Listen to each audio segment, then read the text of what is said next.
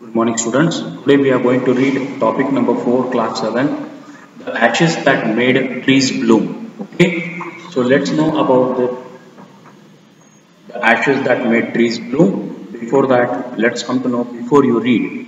Before you read. Okay, so let's know what is that. This is a story about an honest and hardworking old couple and their pet dog. Their neighbors are troublesome and the dog dies a sad death. Okay. The spirit of the dog gives solace and support to his master in unexpected ways. The ashes that made trees bloom. In the good old days of the Demos in 19th century Japan, wealthy landowner. Okay, he was called Demos. There lived an old couple whose only pet was a little dog.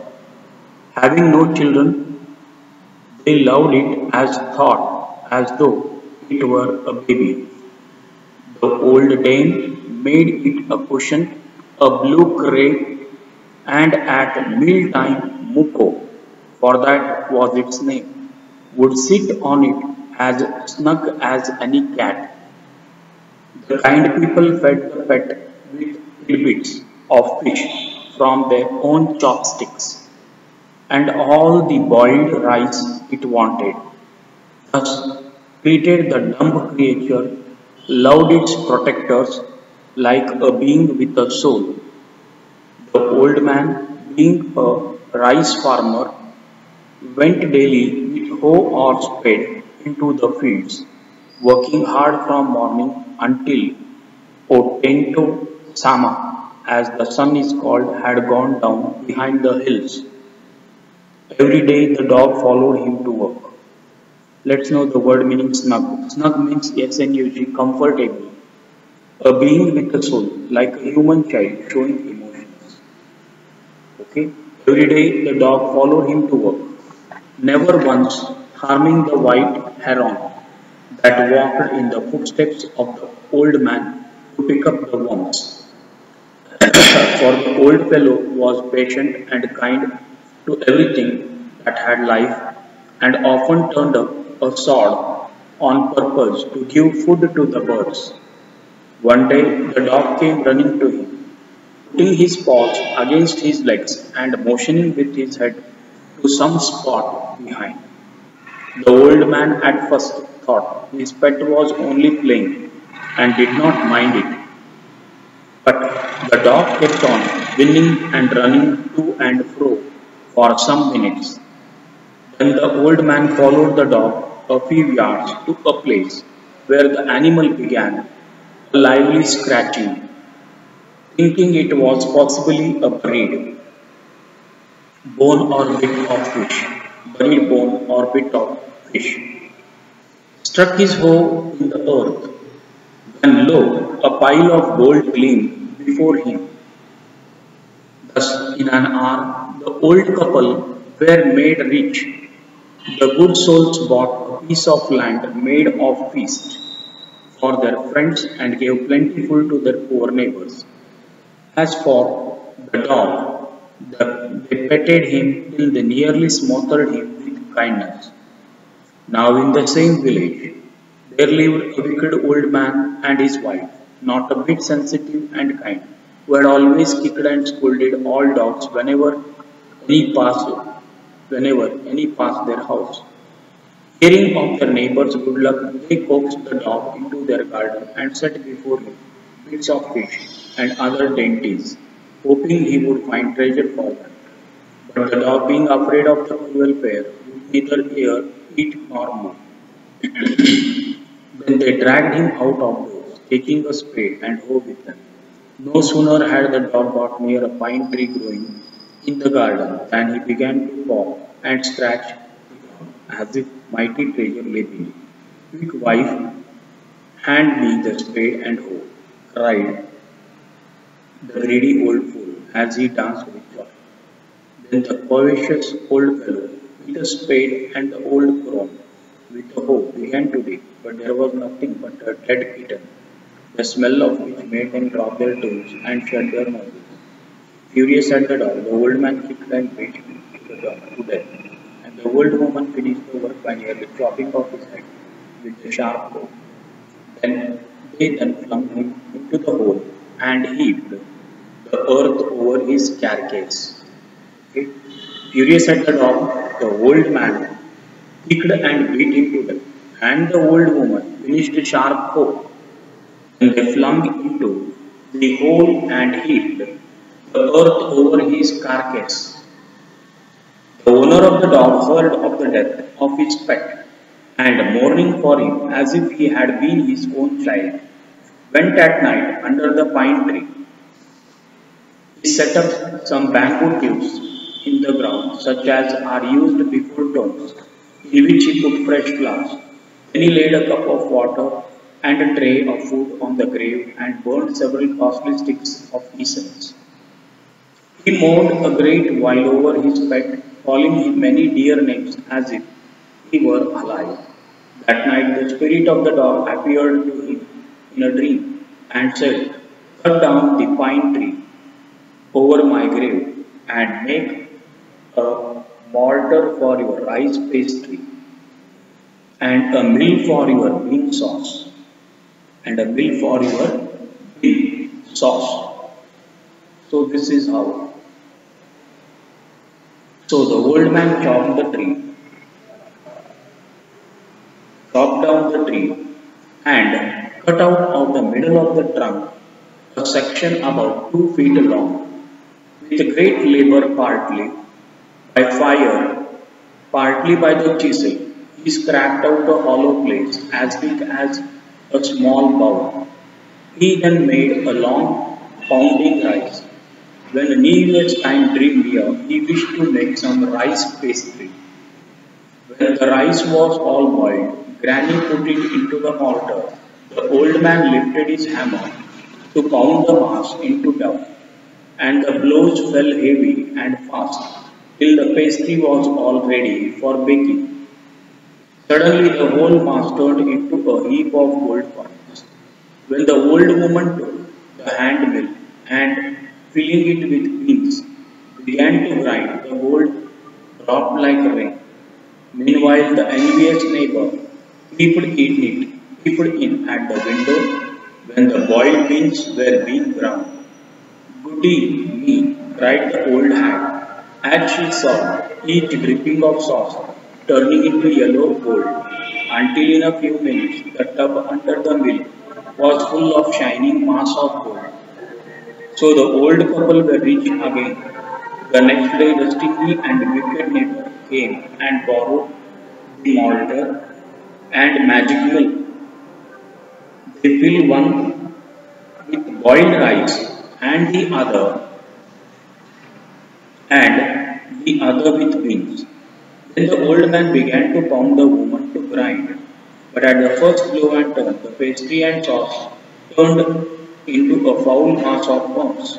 Still more angry at this, they chopped the milk into pieces to use as firewood. Word meanings. Let's know about the word meanings. Demos, 19th century Japan wealthy landowners. Snug, comfortable. A being with a soul like a human child showing emotions. Turned up to dull, on purpose intentionally, gleamed, shone or glittered. Coaxed, persuaded, enticed. Dainties, tasty food. Covetous, greedy. Thrown, old woman, old man's wife. Flung, threw, carcass, dead body. Mortar, bowl. Pounding, crushing, grinding. Stingy, miserly. Stingy is called as miserly. Okay. Then we come to the part 2. Not long after that, the good old man dreamed again, and the spirit of the dog spoke to him, telling him how the wicked people had burned the mill made from the pine tree. "Take the ashes of the mill, sprinkle them on the withered trees, and they will bloom again," said the dog spirit. Withered, bare, and dry. The old man awoke and went at once to his wicked neighbor's house, where he found a square fireplace in the middle of the floor, smoking and spinning. From time to time, they warmed their hands and feet with the blaze from some bits of the mill, while behind them lay a pile of the broken pieces. Okay, turned up their noses, greeted him with contempt. The good old man humbly asked for the ashes. Though the covetous couple turned up their noses at him and scolded him as if he were a thief, they let him fill his basket with the ashes. On coming home, the old man took his wife into the garden. It being winter, their favorite cherry tree was bare. He sprinkled a pinch of ashes on it, and lo, it sprouted blossoms until it became a cloud of pink blooms, which perfumed the air. The news of this filled the village, and everyone ran out to see the wonder. The Kovicic couple also heard the story, and gathering up the remaining ashes of the mill, kept them to make withered trees blossom. The kind old man hearing that his lord, the daimon, was to pass along the high road near the village, set out to sea, taking his basket of ashes. As the train approached, he climbed up into an old withered cherry that stood by the wayside. Now, in the days of the Daimons, it was the custom when their lord passed by for all the loyal people to shut up their high windows. They even pasted them fast with a slip of paper so as not to commit the impertinence of looking down on his lordship. All the people along the road would fall upon their hands and knees and remain prostrate until the procession passed by. The train drew near one tall competent man marched ahead, crying out to the people by the way, "Get down on your knees, get down on your knees." And everyone kneeled down while the procession was passing. Suddenly, the leader of the van caught sight of the aged man up in the tree, and he was about to call out to him in an angry tone. But seeing he was such an old fellow, he pretended not to notice him and passed him by. So, when the daimyo's palanquin drew near, the old man, taking a pinch of ashes from his basket, scattered it over the tree, scattered it over the tree. In a moment, it burst into blossoms. The delighted daimyo ordered the train to be stopped and got out to see the wonder. Calling the old man to him, he thanked him and ordered presents of silk robes, sponge cakes, fans, and other rewards to be given. He even invited him to his castle. So the old man went gleefully home to share his joy with his dear old wife. But when the greedy neighbor heard of it, he took some of the magic ashes and went out on the highway. There he waited until a daimyo's train came along, and instead of kneeling down like the crowd, he climbed a withered cherry tree. When the daimyo himself was almost directly under him, he threw a handful of ashes over the tree, which did not change a particle. The wind blew the fine dust in the noses and eyes of the daimyo and his wife. Such sneezing and choking, it spoiled all the pomp and dignity of the procession. The man whose business it was to cry, "Get down on your knees," seized the old fool by the collar, dragged him from the tree, and tumbled him and his ash basket into the ditch by the road.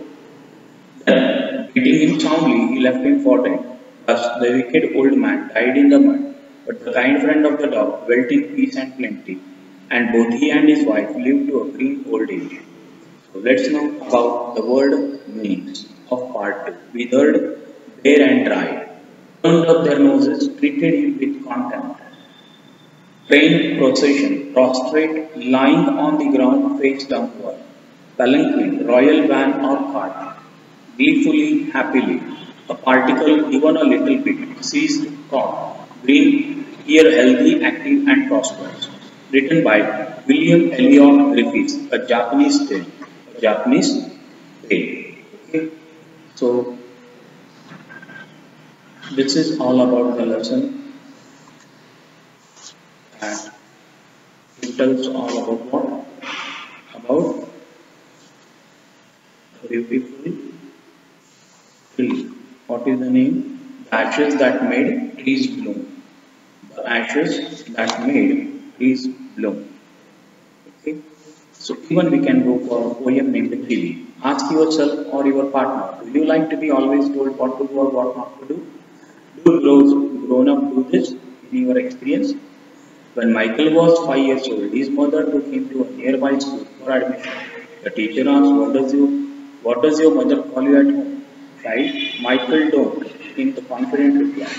No, to chibi is to nag. To continuously urge someone to do something, often in an annoying way. According to the dictionary, read the poem. Grown up says like this. Speak up. Don't talk with your mouth full. Don't stare. Don't point. Don't pick your nose. Sit up. Say please. Let's noise. Shut the door behind you. Don't drag your feet. Haven't you got a hanky? Take your hands out of your pockets. Pull your socks up. Stand up straight. Say thank you. Don't interrupt. No one thinks you are funny. Take your elbows off the table. Off the table. Can't you make your own mind up about anything? By Michael Rosen. This is all about the ashes that made the trees bloom and kiwi. I hope you understood the lesson and the poem. So we'll see in the next class. Till then, see you. Bye bye.